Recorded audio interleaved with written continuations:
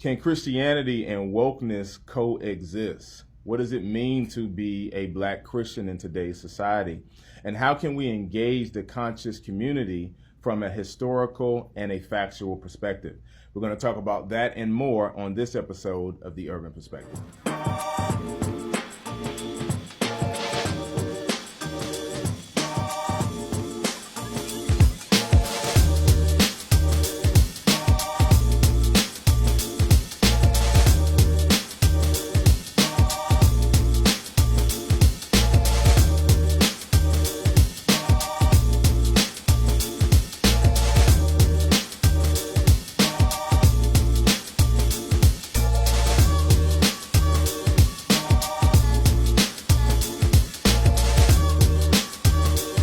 What's up, world? Pastor Jerome here, and you are tuned into The Urban Perspective.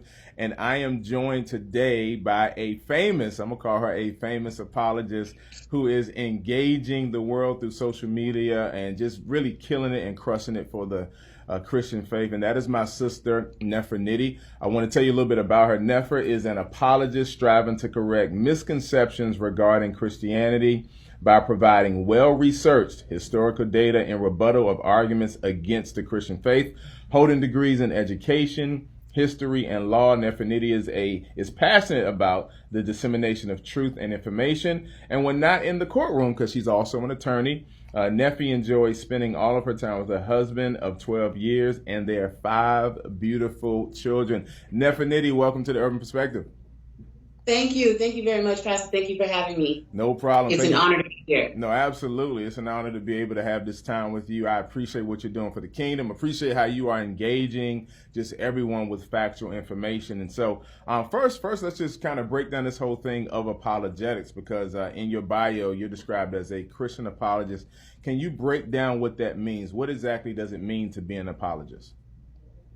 Well, one can be an apologist regarding anything. Apologetics is simply defending a position. Yeah. And in my case, it's defending the Christian faith.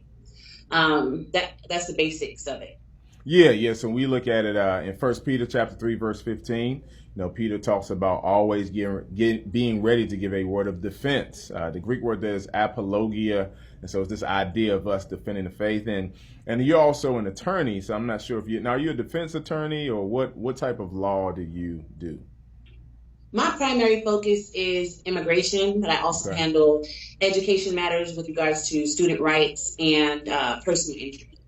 Oh, great. So in immigration, I am representing people who are defending themselves against deportation. Wow. Well, great. And we appreciate your work there. And so I want to dive right in. On your YouTube page, you have some great words to kind of describe the page and things that represent you. And you put Christian, Black, and woke. And I want you to kind of just break that down. I would believe that the sequence have some significance as it relates to how you do things. But can you break that down as we begin to think about what does it mean to be Christian and to be woke? Absolutely. So yes, the sequence does have a great importance to me personally. I am first and foremost a Christian because I serve God first. Anything I do is done with the intent of serving Him and pleasing Him. And so I identify spiritually as a Christian.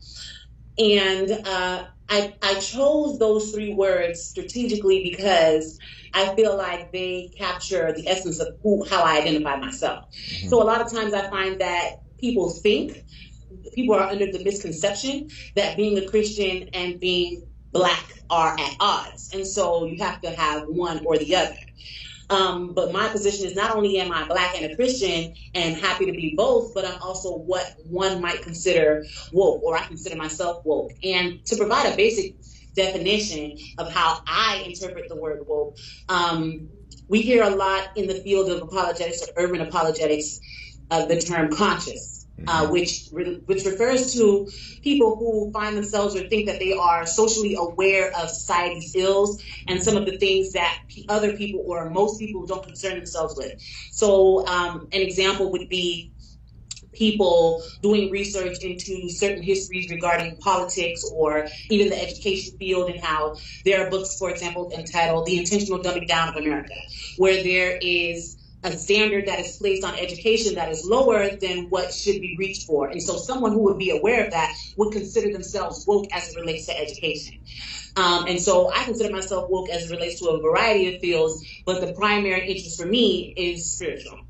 Yeah, you mentioned earlier that some feel that Christianity and being black are at odds. Can you address some of the reasons that people feel that way, and then get to how they're not at odds? Okay, so on one hand, we have Christians who feel that matters that relate to culture, that relate to the African American culture and experience are earthly, are temporal. And so they shouldn't be something that Christians focus on, because we are preparing for the second return of Christ, and we should be more focused solely on heavenly or Christian matters, strictly spiritual matters. And I find that that is an issue, because we are, while we're called to not be of the world, we're called to be in the world, and we have to operate and function here in this world. Okay. And so we see in Jesus' life, although he didn't explicitly attack certain things that we are facing today, when he went about spreading the gospel, he was healing the maladies of man. He was healing their sicknesses. So he took care of their physical as well as their spiritual ailments. And I think that as a Christian, that should be important. And then on the other side, we also have people who are not Christian, but they're black, and they feel that Christianity is at odds with being black because of what they understand is the method that was employed to teach blacks how to be Christian. There's a book out there called How to Make a Negro a Christian, and people often assume based on that title that we were forced into Christianity, that slave masters would beat their slaves and force them to praise Jesus. And so for these two reasons, we find that people think that the two are in conflict. And in response to the second one, the latter argument, I feel as though it takes some true heavy investigation to find out whether those claims are true, especially as it relates to the United States. I've been studying narratives for about 3.5 years now, and I have yet to find an account where a slave says, okay, and the master used to beat his slaves because they wouldn't praise God. Like, that's just absent. And so the assumption or the idea that Christianity and blackness are diametrically opposed, I feel personally it could be for the future. Yeah, I think if we actually, I'm so thrilled that you mentioned the slave narratives. I'm reading through and Lay My Burdens Down, and when you read through that book and you hear and you're able to read from actual slaves, what I take from that and what I've observed is that they were not forcing Christianity on slaves, because Christianity is a message of hope and a message of liberation, but they were forcing slavery, which is why they had a slave Bible that removed the text that talked about freedom and the Exodus, and they would remove those things. And so it's interesting that those that are claiming to be conscious are willfully unconscious when it comes to the historical facts, and they actually do a disservice to the ancestors that they say they want to acclaim and they want to praise and they want to uphold. Absolutely. By basically assuming that they're stupid and that something was forced upon them. What would you say? Anything to add to that? I mean, what you just said, that last statement is very it resonates with me, because it's my exact sentiment. I feel the exact same thing in terms of, we have this idea that our ancestors, on the one hand, people who call themselves woke or conscious, on the one hand, they tend to blackwash everything. So we've heard of history being whitewashed, and a lot of African contributions or contributions to African descendants have been either ignored or attributed to European descendants. And so we've had, and it's true, I'm not going to downplay that. But then in an attempt to correct that, we have blackwashing, which is basically like we're overshadowing and making everything more, we're giving more credit to Africa than is due, instead of having balance. And so these same people that say that Africa, started everything and is the home of everything and is the center of all greatness, the pinnacle of humankind, then turn around and say, we were tricked by Europeans who gave us the Bible and stole our lands, and those of our ancestors who did follow Christianity did so because that was all they knew. And and like you said, it makes it seem as though our ancestors weren't intelligent enough to determine for themselves whether this was the truth and whether it wasn't. And I find that's very important. But again, I think that the underlying issue is that we've been fed that narrative, because I used to believe that. I used to believe that's how we came in contact with Christianity. And we've been fed that narrative for so long that even in the face of evidence to the contrary, there's a defense mechanism that automatically employs. So if I show someone who thinks that way about Christianity, if I show someone evidence to the contrary, they automatically will say, well, that might be one example, or that might be one instance. But the reality of the matter is, even though that they haven't found any evidence to the contrary themselves, they still think that the truth is that we were forced, and you just happen to find an account where that one instance wasn't an instance of force. And so there's definitely a cognitive dissonance, an inability to believe two things at the same time, causing that conflict. And so you reject the new information. But I find that if someone is truly searching for the truth and really wants to know the truth of the matter, it's widely available. It's easy to find. I mean, today we have the ability to download books on our phones and do research from library databases right directly from our laptops and our phones. So the information is available and accessible. It's just a matter of whether you're willing to shed the prejudices that you already hold. Yeah, I love that, because you're addressing the presuppositions that many in the conscious community come forth with. And basically, they're looking for confirmation bias. They're not looking for actual facts or history. They're seeking confirmation bias. And I love how the way you do your videos and how you break them down, because you actually address that.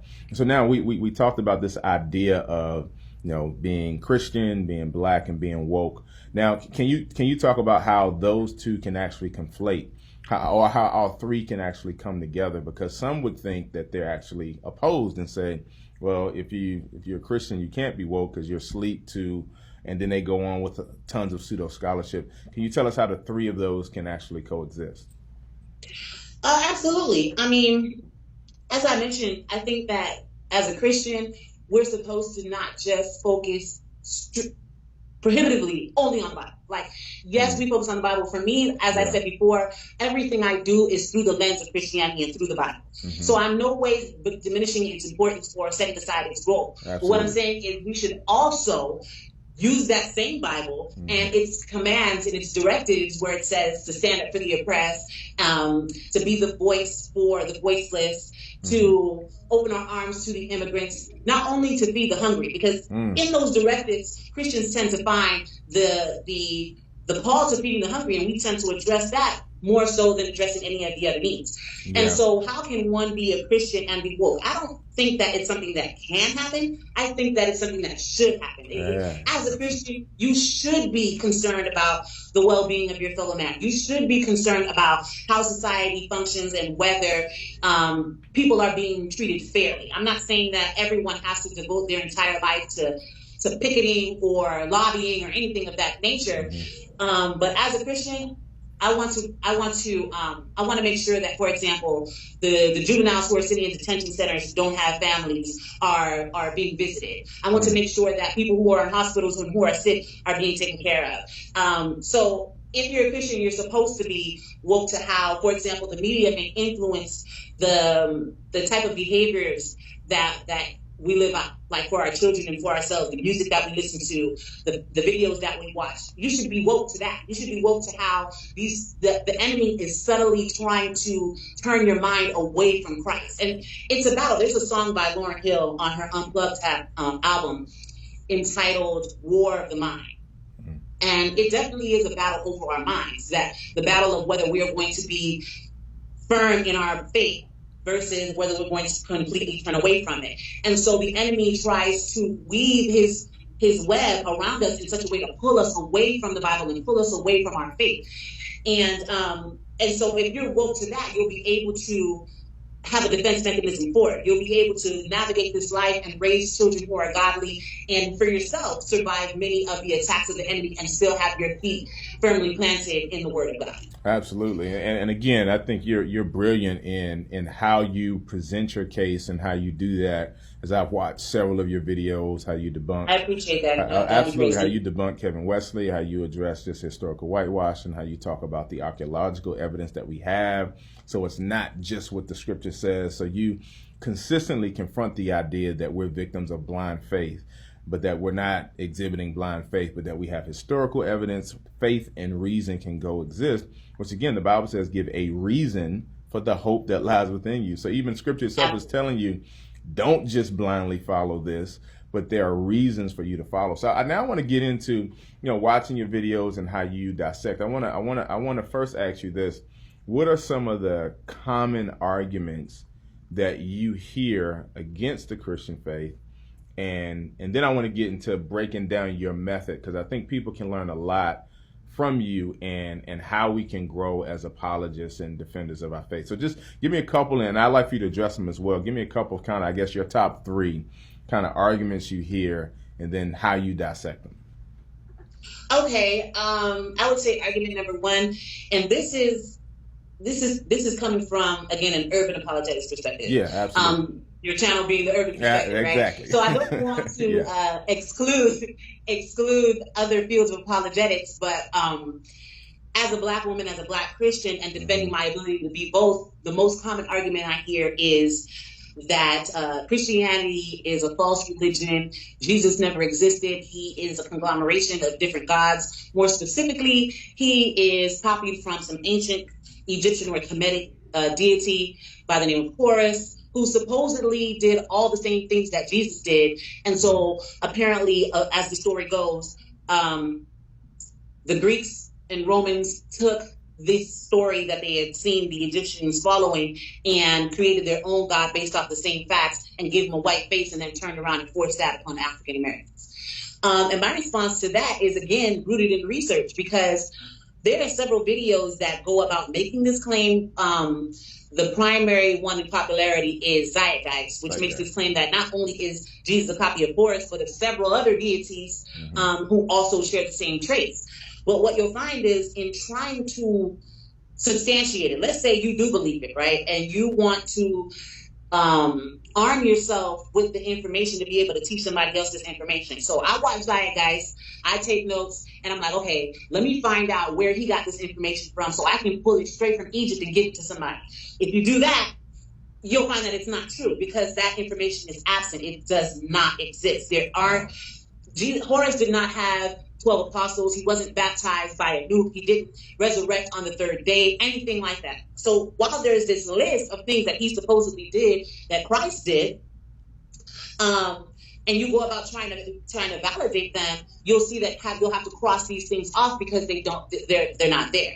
And so that's my method. My method is, I'm going to watch a film, or I'm going to read a book, or I'm going to respond to someone's argument on Facebook, which is my primary social media account, is on Facebook, but I also post things to YouTube. If I'm responding to these comments, I'm going to fact check them. I'm going to go back and see where the root lies. Is there a primary text? Is there a primary source document? Or, to break that down, is there an original Egyptian hieroglyph pyramid text? Is there original writing from the people who lived at that time themselves making these same claims? Can I find this in ancient Egypt? And if I can't find it, then it doesn't exist. And so that kind of puts the burden of proof on myself, because most of the times when people make these arguments, obviously they haven't done the research, because they wouldn't be making the argument.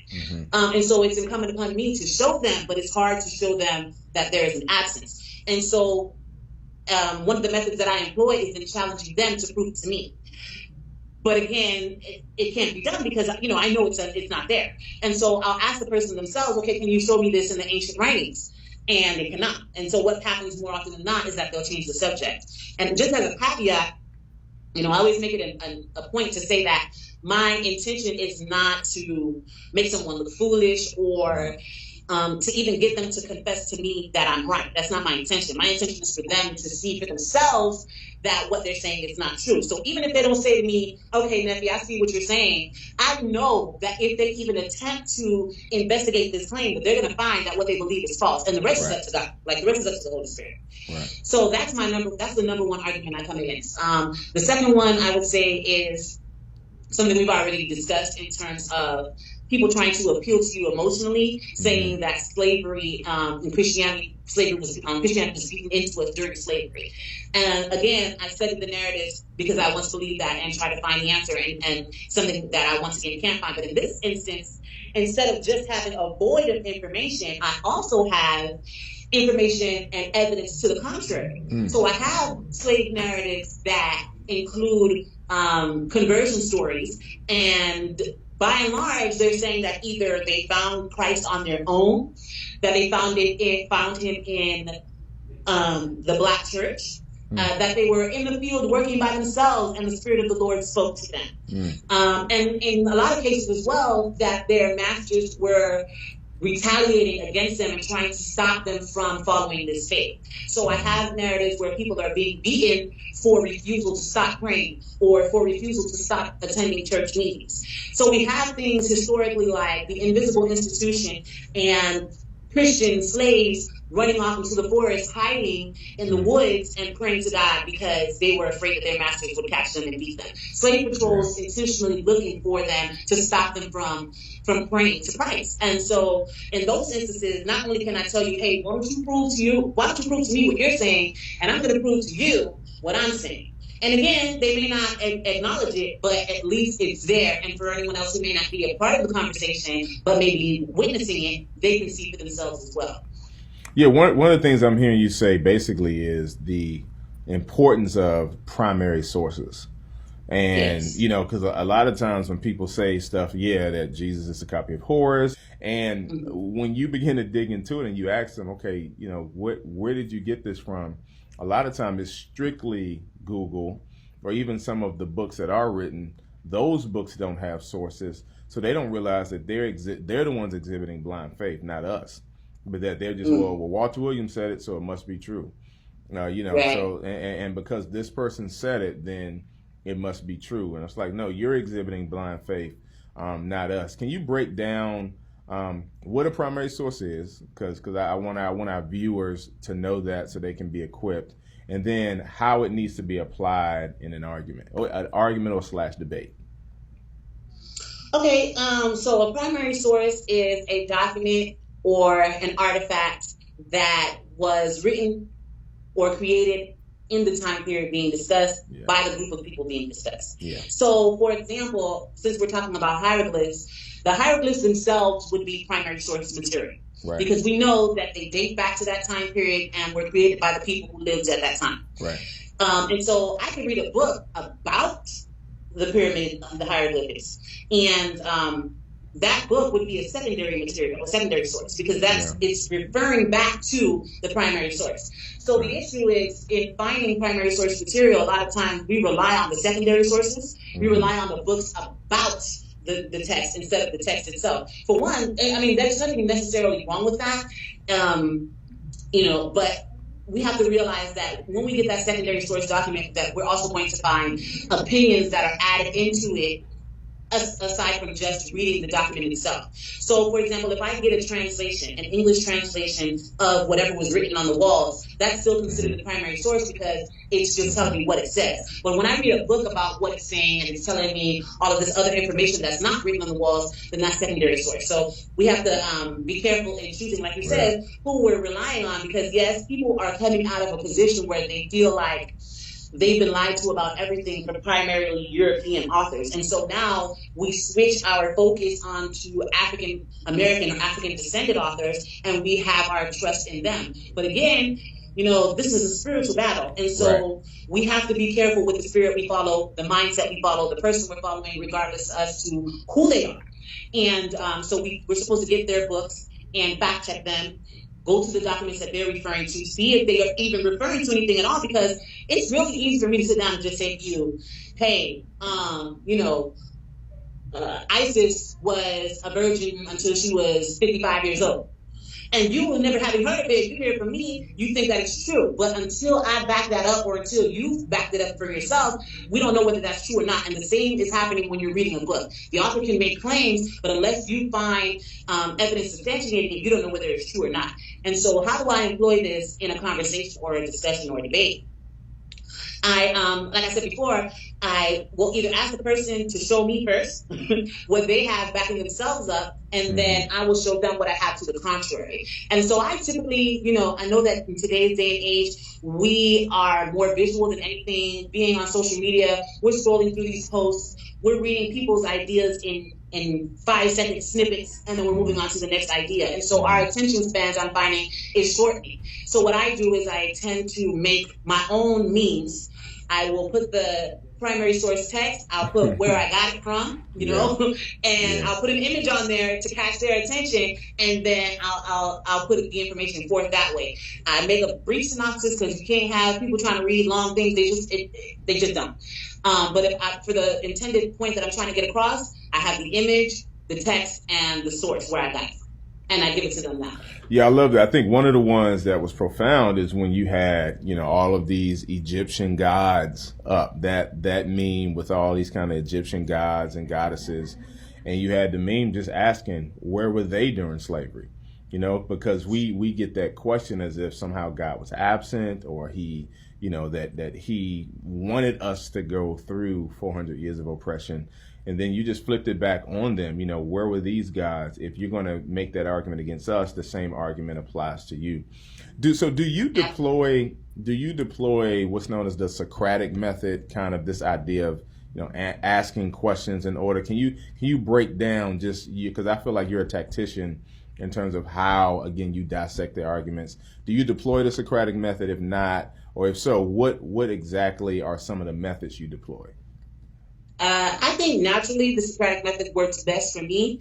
I also taught in the high school classroom, and I just feel like when people are able to articulate what they're saying, then that means they understand in terms of teaching. But in terms of a debate, I still employ the same methods.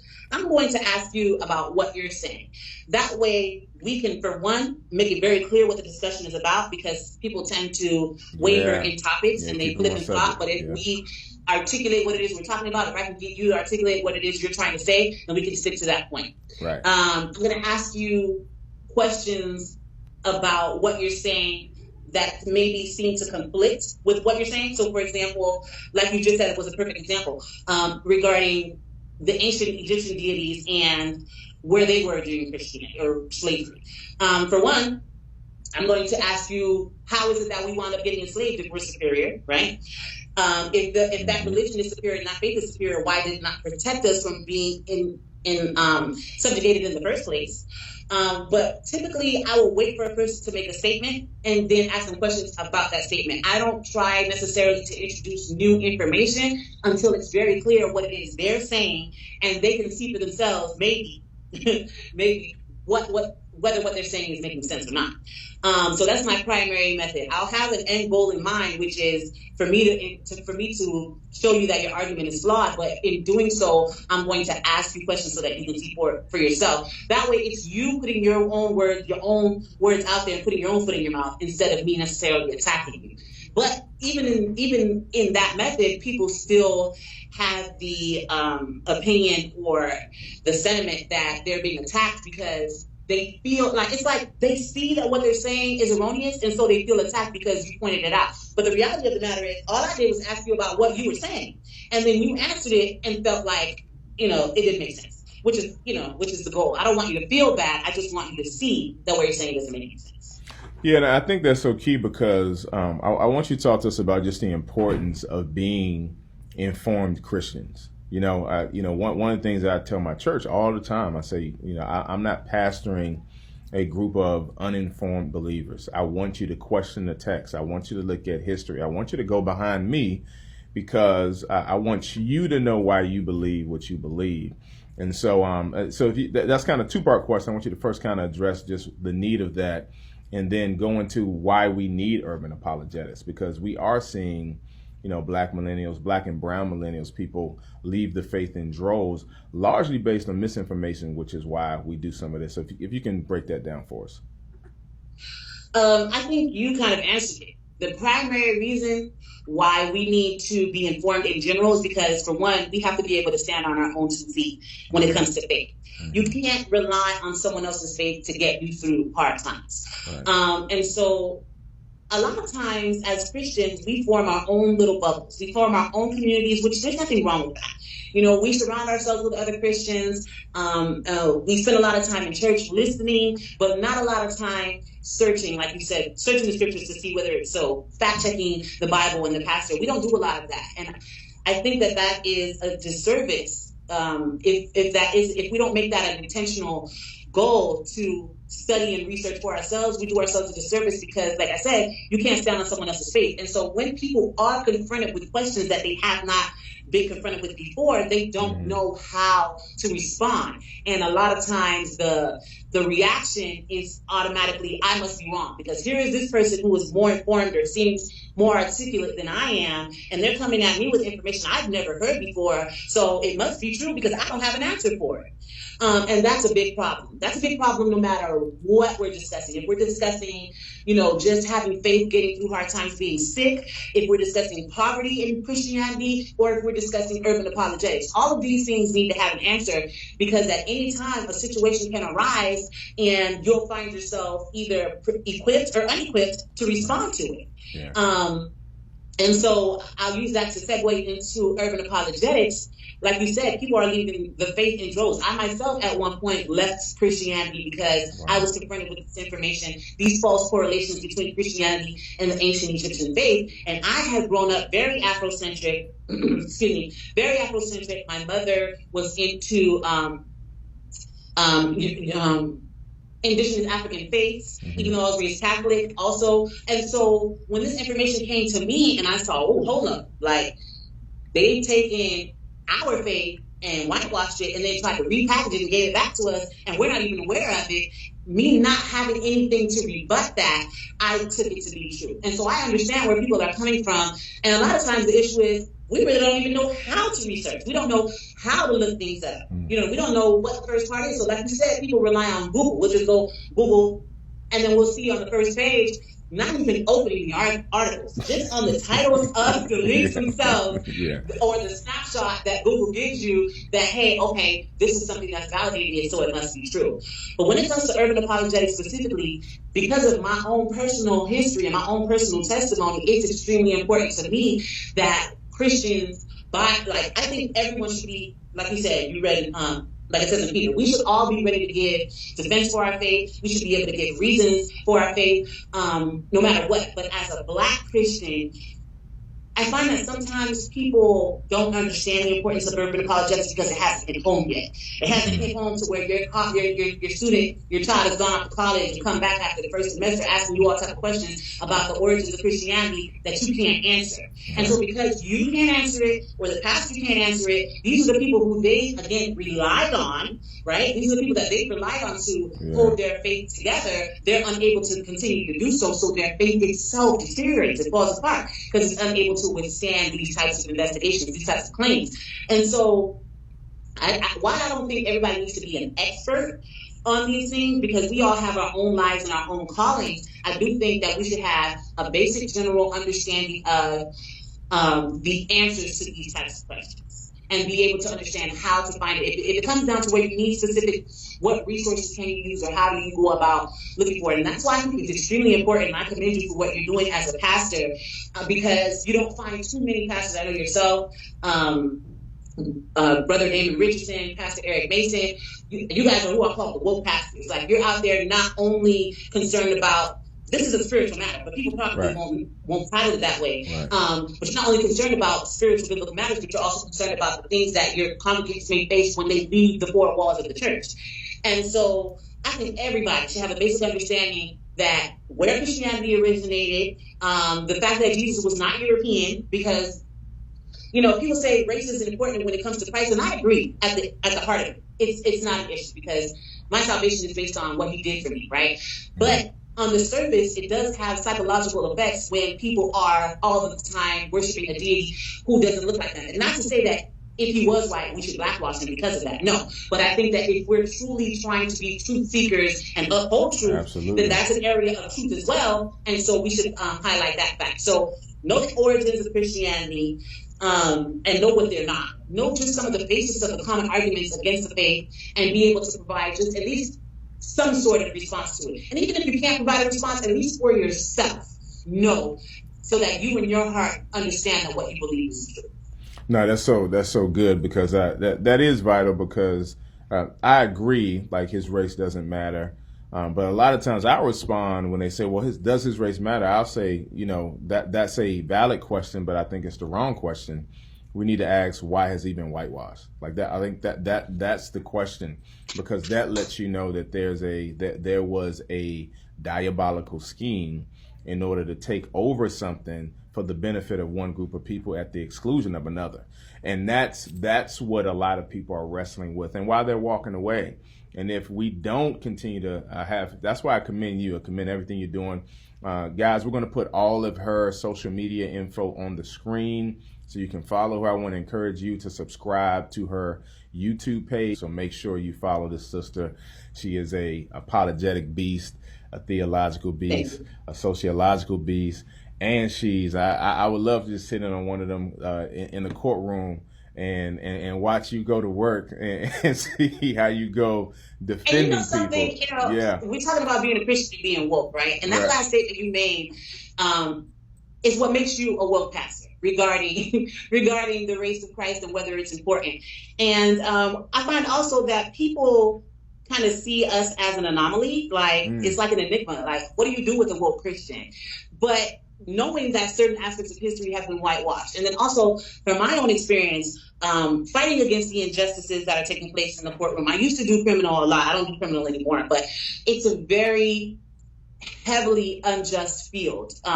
People who find themselves in criminal justice and criminal justice courts. And so we're Christians who are doing these things, who recognize the plight of not only African Americans, but since we are African Americans, that's just our community, but not only African Americans, because all types of people are oppressed in this country. And so being concerned with the oppression of mankind as well as their spiritual state, I think is what makes you a woke Christian. Absolutely. And thank you so much. And I appreciate your wokeness and how you leverage your gifts in and outside of the courtroom and using social media. Christians, I want to encourage you, use these social medias, platforms, not to just build a personal platform, but to engage and to spread and to show off his glory. And so, Nephron, really, again, I commend you. I appreciate all your work. I'm grateful for your YouTube, your Facebook, your Instagram, how you're engaging, how you're not running. We're told in Ephesians 6 to stand. And so one of the ways we stand is by being informed. So again, you've been tuned into the Urban Perspective. I love you. God bless you. Peace.